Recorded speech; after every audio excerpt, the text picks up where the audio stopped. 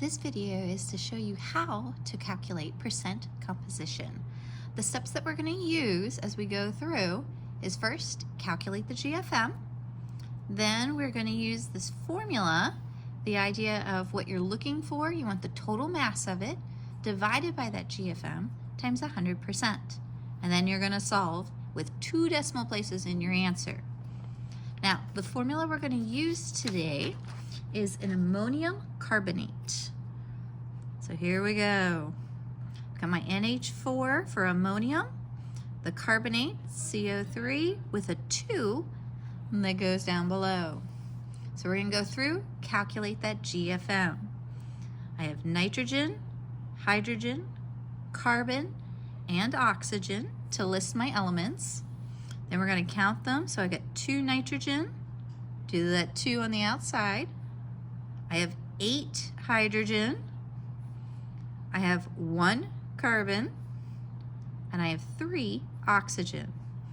Using your periodic table, you want to find the average atomic mass for each of these elements. Again, we're sticking with 2 decimal places. So when you go to your table, we have 14.01 for nitrogen, 1.01 for hydrogen, we have 12.01 for carbon, and 16 for our oxygen. When you put these together, multiply them first, then add them up.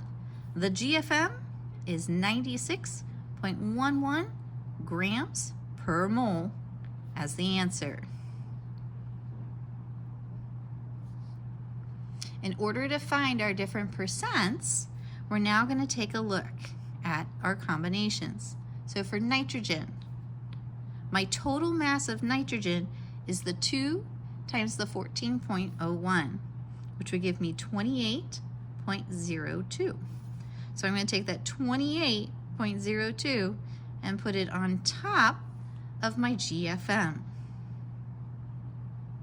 Multiply by 100%, and that will give you 29.15%. Now this pattern is going to be the same for all of my elements. So finding our hydrogen will be that 8.08, the carbon is 12.01, and then our 16 times 3 will give us the 48 for the oxygen.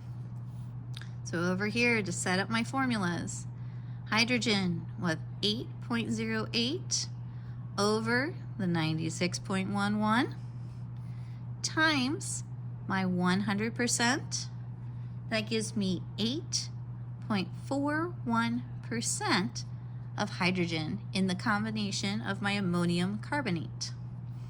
The carbon, got my 12.01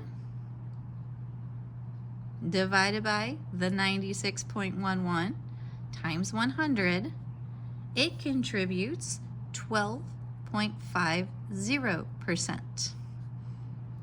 And the last part we have is the oxygen.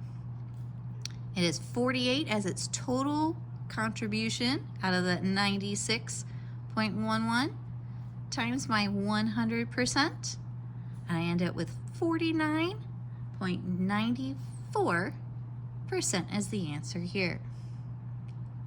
Double check my math. Be sure you can type it in on your calculator. Now the last thing when you're going through one of these problems is to make sure you checked your answer. If you add up all of these percents, it should equal around 100%. Yes, in this case, we have 100 and we are good to go. If you come out with a percentage that's at least 98 to 102%, this one is also okay. Usually it means somewhere in the calculator you just round it a little differently. That is how you do percent composition.